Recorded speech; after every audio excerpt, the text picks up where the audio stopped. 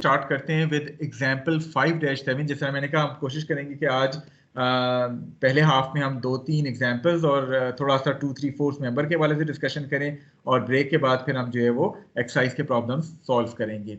Okay, now in this example we are being given a member, a beam which is shown to you. ये beam जो है it rest against a smooth support at point B, whereas at point A it is being pin connected, यानी ये दो जगह से surrounding के साथ कनेक्टेड है। पहला पॉइंट ए है जो कि पिन सपोर्ट है, और दूसरा पॉइंट बी है जो कि स्मूथ सपोर्ट है against the surface. We need to determine the horizontal and vertical components of the reaction at pin at A.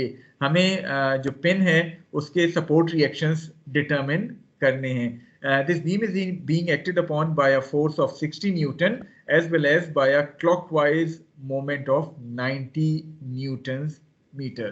Okay, so starting with point A, it is pin connected. So pin connection पे आपको किस किस्म के support reaction मिलते हैं, कोई idea? Sir दो forces मिलती है सर, एक एक्स एक्सिस की डायरेक्शन में और एक वाई एक्सिस की डायरेक्शन में। Okay, so drawing the free body diagram of this pin, we are going to get a support reaction along x-axis जिसको मैंने ax से represent किया है। The second one is the support reaction along y-axis जिसको मैंने ay से represent किया है। I hope ये ax, ay तमाम लोगों को visible हैं। Yes sir. Okay, what about point B? आपके पास point B smooth support को represent कर रहा है। So जब आप इसको remove करेंगे आपको क्या reaction मिलेगा? सर एक परपेंडिकुलर फोर्स मिलेगी सर। एक perpendicular force, perpendicular to what? Sir मतलब ये बी पॉइंट है जो लगी हुई है सर, वो स्मूथ पिन उसके परपेंडिकुलर। Yes sir. तो ये वाली फोर्स मिल जाएगी जो मैंने नेट से ड्रॉ की। Okay, let me call it as NB. What about the angle which this NB is making with respect to the y axis? ये एंगल कितना होगा?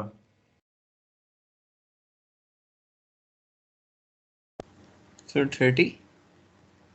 ओके, कैसे 30 होगा? थोड़ा सा अगर आप इसको समझेंगे, कल की क्लास में काफी स्टूडेंट्स को इस 30 से इख्तिलाफ था। ये देखें, आपके पास ये वो AB है जो कि एंगल बना रहा है 30 डिग्रीज, आपको क्वेश्चन में गिवन है। ठीक है, आप कह रहे हैं कि the force NB is going to be perpendicular to this AB, ऐसे ही है? Yes sir. अच्छा, अब अगर थोड़ा सा मैं इसको रिजॉल्व करूं, एक हॉरिजॉन्टल लाइन यहां डालूं, तो ये वाला एंगल कितना बच जाएगा? मेरे पास ऑल्टरनेट एंगल है, 30 और 30 होगा,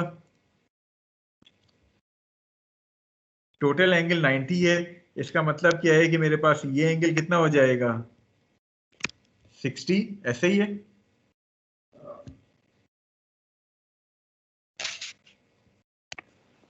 तो अगर मैं ये वाली एक्सिस कंसीडर करूं, ये टोटल एंगल 90 है, so the remaining angle is going to be 30 degrees. I hope कि ये 30 डिग्रीज हर एक को क्लियर हो गया होगा। Yes sir. Yes sir. So NB would be acting at 30 degrees with respect to the y-axis. आपके पास point A pin को represent करते हैं, उसके ऊपर हमने दो अदद रिएक्शन फोर्सेस शो कर दिए हैं जिसको हमने AX और AY से रिप्रेजेंट किया है। Then we have some applied force as well. One is this applied force of 60 newton, the other one is the applied moment of 90 newton metre.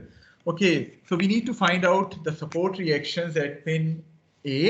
So what should we apply? Which set of equation we are going to use? Any idea?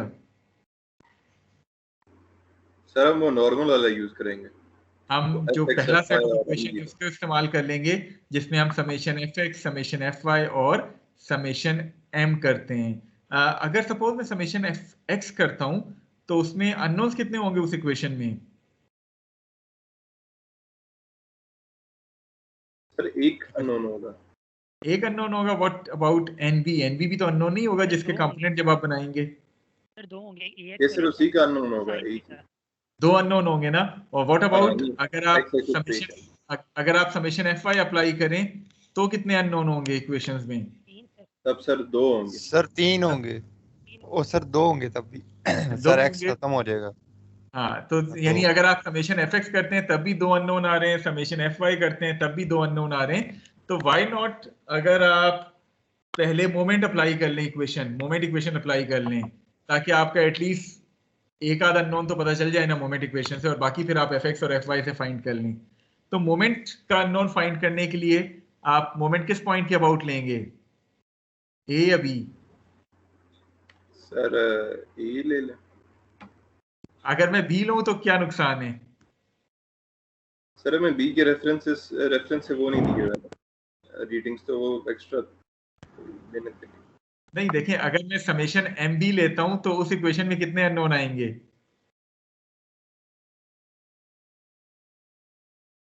उसमें sir 3 आएंगे। Sir 3 आ जाएंगे उसमें। 3 कैसे आएंगे? अगर मैं M B ले रहा हूं तो एन बी तो पॉइंट बी से पास हो रहा है, वो तो 0 बनाएगा, तो अननोन तो ए एक्स और ए वाई नहीं होंगे? बिल्कुल सर, बिल्कुल, हाँ जी, 2। लेकिन सर ए से सर 2 पास कर रहे हैं तो हमारे पास सिर्फ 1 रह जाएगा। That's correct. अगर मैं ए के अबाउट लेता हूं तो ए एक्स और ए वाई चूंकि दोनों पॉइंट ए से पास कर रहे हैं तो वो 0 हो जाएंगी मोमेंट उसकी वजह से, और एक ही अननोन रह जाएगा जो कि एन बी है। तो rather than using the conventional sequence के मैं पहले एफ एक्स करूं, फिर एफ वाई करूं, फिर एम करूं, why not if I start directly by summing the moments about point A. So summation M A equal to 0, मैं पॉइंट ए के अबाउट मोमेंट लूं। इसका फायदा क्या होगा कि ए एक्स और ए वाई चूंकि पॉइंट ए से पास हो रहे हैं, they are going to create 0 moment, तो आपके पास सिर्फ एक अननोन बचेगा जो कि एन बी है। I hope that this point is clear to all of you. Sir आप रिपीट कर सकते हैं पॉइंट? देखिए मैंने कहा यह था कि जिस तरह आप में से किसी एक ने कहा कि we are going to use the conventional set of equation, summation F X, summation F Y and summation M.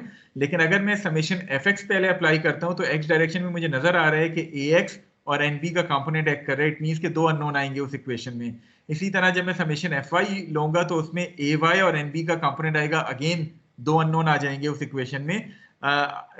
इसका मतलब क्या है कि मुझे इन 2 इक्वेशन में 3 अननोन हो गए।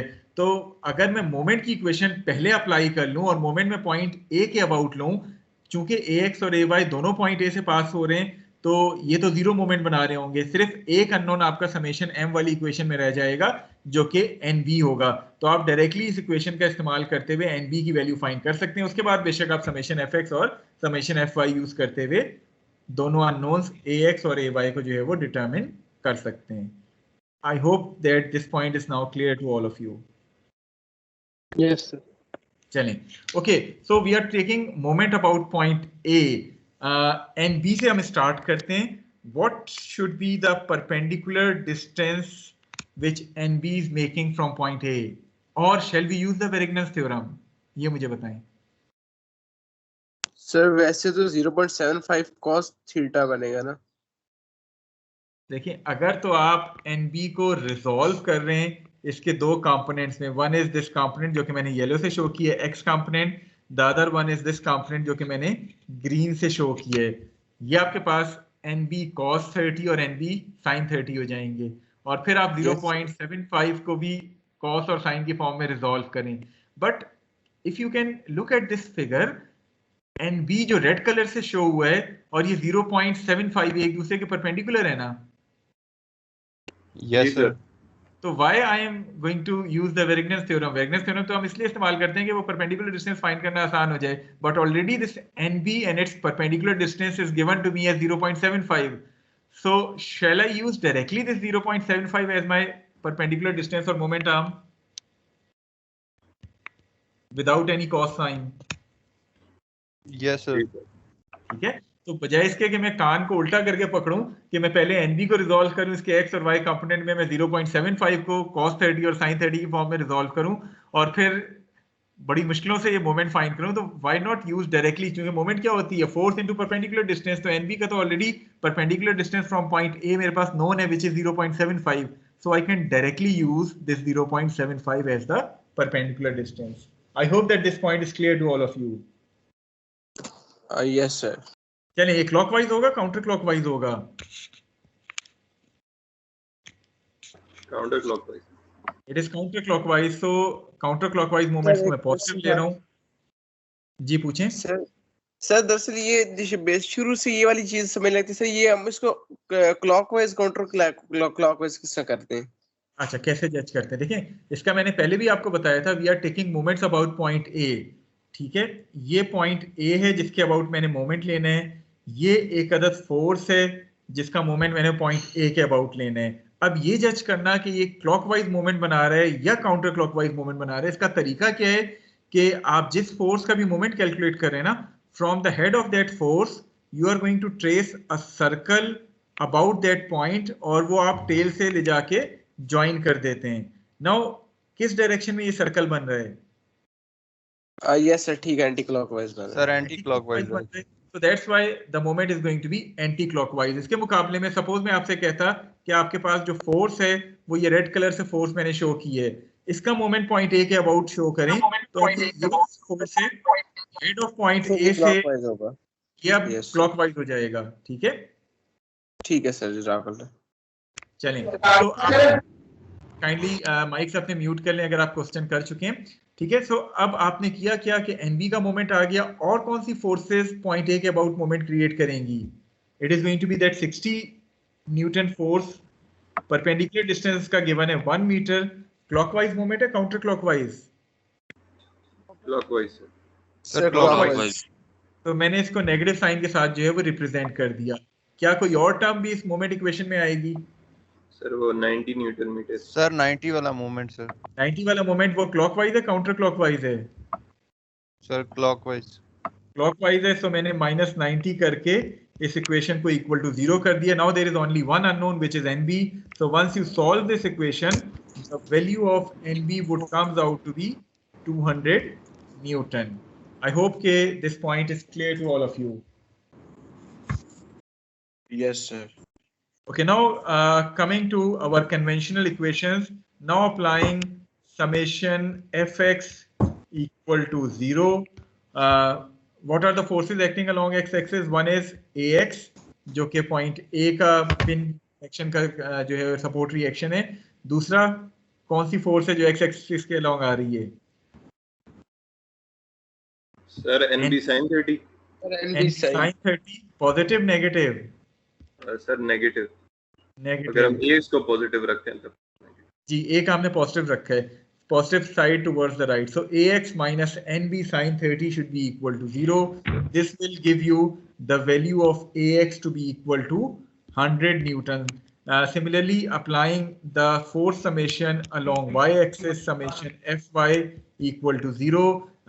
The forces which are acting along y-axis are ay and the component of nb which is nb cos of 30. Positive, negative?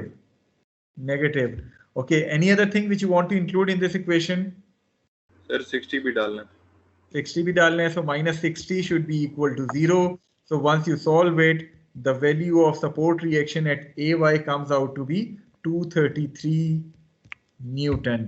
So ax and ay are known to you. Now you can easily determine the value of a if required, as well as the angle phi जिसके ऊपर ये ए act करेगा। Although कहा नहीं गया, आपसे directly कहा गया था कि आपने वर्टिकल और हॉरिजॉन्टल कंपोनेंट्स फाइंड करने हैं, तो डायरेक्टली आप ए एक्स और ए वाई लिख लें।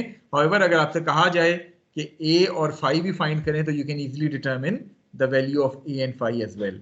Is it clear to all of you?